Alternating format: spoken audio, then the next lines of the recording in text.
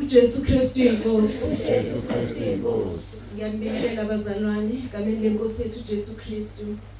Igama lami nginguJabu Mabuyakhulu, ngizalwa eBhamshela ngokuzalwa.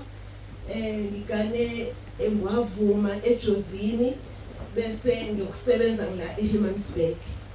Ngathi ngiyambonga uNkulunkulu ngenxa yesikhathi ngizonqampuna nje. Okokuqala ngithanda ukumbonga kakhulu uNkulunkulu ngeke ngagula kulezi inzukwane ezidlule.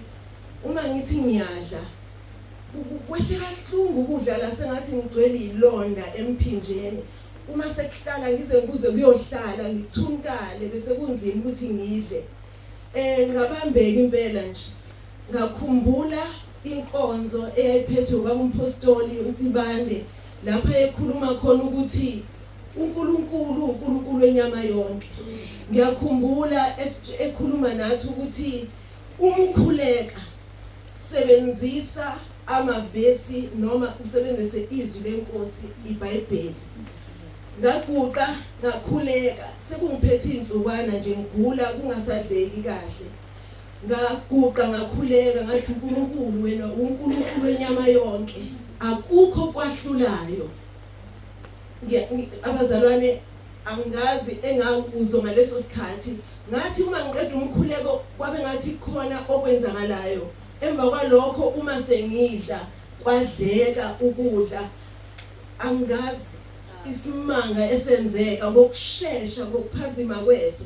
Bazalwane uNkulunkulu uyaphila. Sikusebenzise lokho ukuthi uma sikhuleka silisebenzise izwi lenkosi. uNkulunkulu uyaphila, uNkulunkulu esimkhonzayo. Ngathi ngiyabonga kakhulu ngaloko bufakazi ngoba ngabona uNkulunkulu engisiza. Bese okunye esikhathini esidlule kwake kwenzeka uNkulunkulu wabeka into kimi ngangayenza. Engayenzeni kwami leyo nto kwakuthinta umuntu wayegula esesibhedlela owagcina eseshonile lowo muntu ngingakwazanga ukumsiza ngalokho uNkulunkulu ayibekile kimi ukuthi ngimsize ngakho. Kanti ngaba nokuyisola sengizwa ukuthi ushonile lowo muntu lowo. Washona ngingakwenzanga uNkulunkulu ayithume khona. Bengilongina leso sikhala ngithi uNkulunkulu ngisize kakhulu. Inkonzo bezizwa kulezi insuku bezithi mana esikhaleni.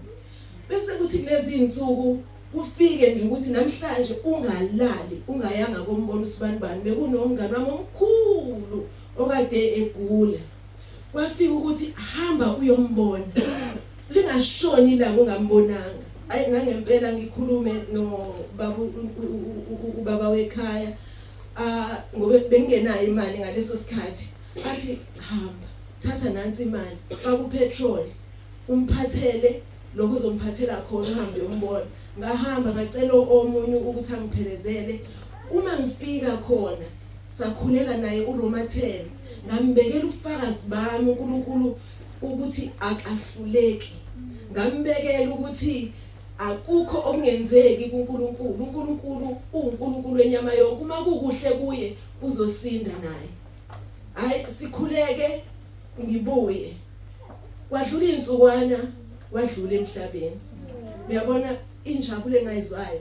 Kwaze kwathobeka nalawo amanxeba enzeka ngesikhathi uNkulunkulu ekhuluma nami ethi ngisize lo muntu engahluleka ukumsiza. Kwathobeka ngathi uNkulunkulu ngiyabonga. Ngiyabonga ukuthi ekugcineni ngikwazi Nkosi ukwenza intando yakho. Ngiyabonga Nkosi angikwazi ukuthula enganginakho injabulo ngathi ngandizi ngathi ngajabula ngathi ngagxuma. Bazalwane uNkulunkulu uyaphila. uNkulunkulu ebeka into asikwenzeni ngaleso sikhathi ngoba singayisola inguna phakathi. uJesu Kristu inkosi. uJesu Kristu inkosi.